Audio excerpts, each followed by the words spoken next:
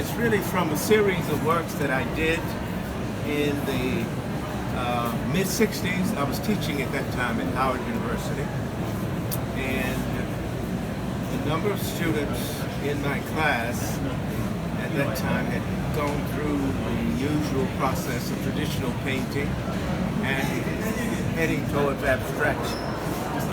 And so I was kind of vacillating between figural work and abstract work. And about 1965, 1966, I then decided that I really was more interested in abstract forms than I was in conventional form. But I couldn't quite let go. I'd been brought up on still life, landscape, portraits. And so I had to figure out a way to try and bring both of these things into my work.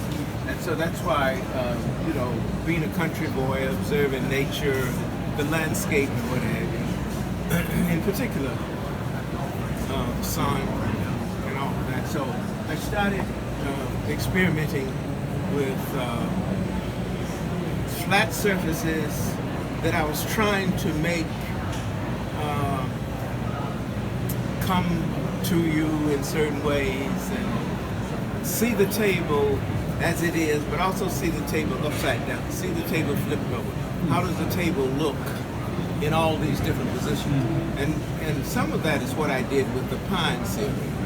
I was trying to get you to see, what does the pine tree look like when the wind is blowing? What does the pine tree look like when it's raining? What does the pine tree look like at night? And so in a certain way, when you see the pines or whatever, that's one painting I've been painting all my life.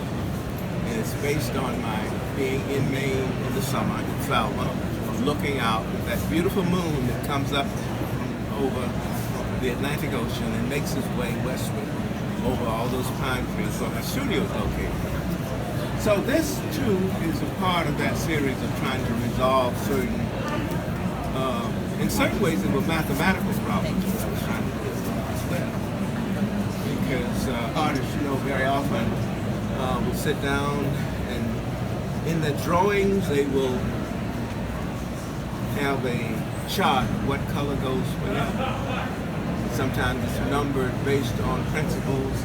This is equal to that, and this is equal to something else.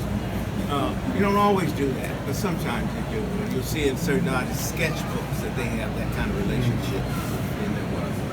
But for me, for the most part, I always went directly to the canvas, and I tried to work it out while I'm working, not in advance. And to me, that's a fresher way of doing it.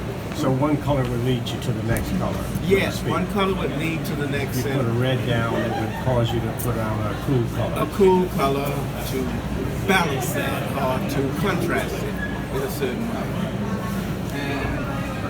And in those days, I was teaching along with James Porter at Howard, with Lois Mailou Jones, who had been my color and design teacher. And I still say, whatever I learned about color and relationships, I owe it to Lois Mailou Jones, because she was a colorist of the first order. And we talk about the color school in Washington. Well, Lois was there with colors long before there was a color school. She just didn't arrange it the way they did in linear patterns. And so I was really trying to find my way still when I was creating these compositions. It's a part of a series. There's a composition at Howard called The Greek Tree, which has some of the same expressionistic movement. And to a certain way, artists never, Maestro will tell you, never give up the notion that they're forever experimenting. They're trying to conquer space. They're trying to deal with it a certain way. And if you ever get to the point where you think you have worked that out, that's it, because you never finish it. But for those of you who wish to buy it, it's finished. Exactly. Motherwell said he was always painting the same painting. Yes. to get it right, to make it perfect. And Charles White said the very Same same thing. piece. I have a film. Now, I did a little film of Charles White in 1965, just prior to doing 2 Centuries. And I went to his studio in Altadena, California.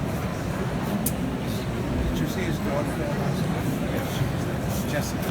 Anyway, and he said, I am forever painting this same picture. Same picture.